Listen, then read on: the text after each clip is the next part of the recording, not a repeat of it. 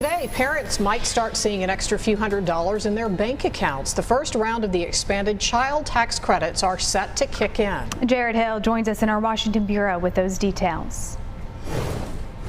So this tax credit is related to COVID relief, and most people won't need to do anything to get the money. If you file taxes in 2019 or 2020 claiming the regular credit, the IRS has your information. If you didn't, you'll need to do that. What's new this time around is that the credits are monthly, and they're also now available for parents who didn't earn enough to owe income taxes before. Now, for each child 6 and under, parents will get $300 a month, 7 to 17, $250. Now, right now, this expansion is set to last through the rest of the year, but Democrats want to make it permanent. Reporting in Washington, I'm Jared Hill. Jared, thank you. Families getting these monthly tax credits will get the other half of the full credit at tax time next year. Happening now, a man hit by a car while crossing a street in Greensboro is in critical condition, and this afternoon police are trying to track down the driver responsible. This happened overnight on Randleman Road near Lawrence Street. The road was closed for several hours while officers investigated. We're told a 39-year-old man who was hit went to the hospital with serious injuries. Officers say they are looking for the driver of a black 2015 to 2020 Toyota Corolla. Investigators say the car should be missing the front grille and will have a 30-day paper tag. Police say the vehicle was last seen traveling south on Randleman Road. Police are searching for a missing Winston-Salem mother and her child. Officers say 32-year-old Catherine Benfer has a cognitive disability. Her 3-year-old son is believed to be with her. Police say both were last seen on Pembroke Forest Drive. Investigators believe Benfer is driving a yellow 2002 Ford Escape with North Carolina license plate RBR 1043. Looks similar to the one you see on your screen. If you see that car or know anything, please call Winston-Salem Police. Deputies in Patrick County, Virginia have recovered the body of a man who disappeared after a run at a resort. A team looking for 61-year-old Bruce Rubin spotted his remains on a bluff in the Roaring Creek Gorge. That's near Meadows of Dan. Investigators have been looking for Rubin since July 2nd. The sheriff says it appears that Rubin fell and the death does not appear to be suspicious. Rubin was from New York.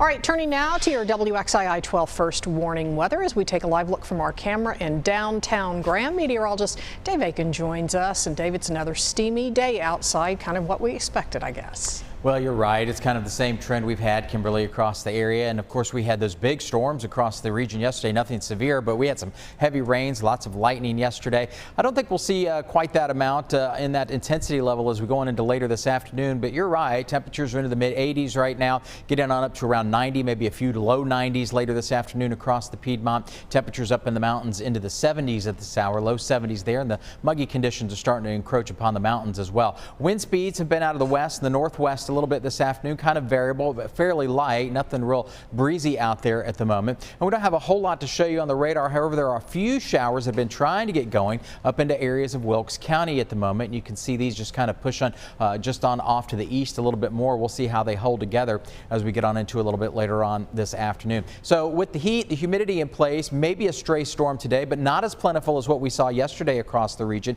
Heat index values may make it feel like it's into the mid 90s later this afternoon. Temperatures in the upper 80s in the foothills a little bit later on with a better chance of showers and thunderstorms back out to our west. So we'll watch the radar as we go on into this afternoon, and we'll talk about the high rain totals we got yesterday. We'll take a look at those in just a little bit, so don't go far. Thank you, Dave. We'll stay tuned for that. This afternoon, we will learn who in North Carolina is $1 million richer just from getting a COVID-19 vaccine. The state is set to announce its second lottery winner at 3 o'clock today. Another vaccinated teen will also win a $125,000 college scholarship. There will be 2 more drawings over the next 3 weeks. And initial filings for unemployment benefits has fallen to a new pandemic-era low. The Labor Department says first-time filings totaled 360,000 last week. That's a drop of 26,000 from the week before. Officials say this is evidence the U.S. economy and job market are rebounding from the pandemic recession. Continuing claims, people filing for 2 or more weeks of unemployment benefits fell by 126,000 to 3.24 million. The Delta variant of the coronavirus is now making up more than half of all new COVID cases in the U.S. And as Gabe Gutierrez reports, public health officials are predicting that rapid rise could get even worse as kids head back to school. COVID cases are rising significantly here in Arkansas, and doctors say that this is the worst COVID surge that they've seen. Now, here at this Little Rock Hospital, the number of patients is doubling every 10 days, and they're noticing a lot more young people. Public health officials now expect the highly contagious Delta variant to keep spreading through at least September, prime back-to-school season. We're going to overwhelm the healthcare system here in Arkansas within the next 14 days. 60% of children who are eligible for the vaccine still have not gotten it, so there's growing concern schools could fuel the Delta spread. On Wednesday, pop sensation Olivia Rodrigo visited the White House to try and change that, speaking directly to her younger fans. It's important to have conversations with friends and family members, encouraging all communities to get vaccinated. Now, here in Arkansas, another kind of patients that's especially concerning, pregnant women. Doctors here at this hospital say about 20% of their patients are women, pregnant women, who say that they were reluctant to get the vaccine. Gabe Gutierrez, NBC News, Little Rock, Arkansas.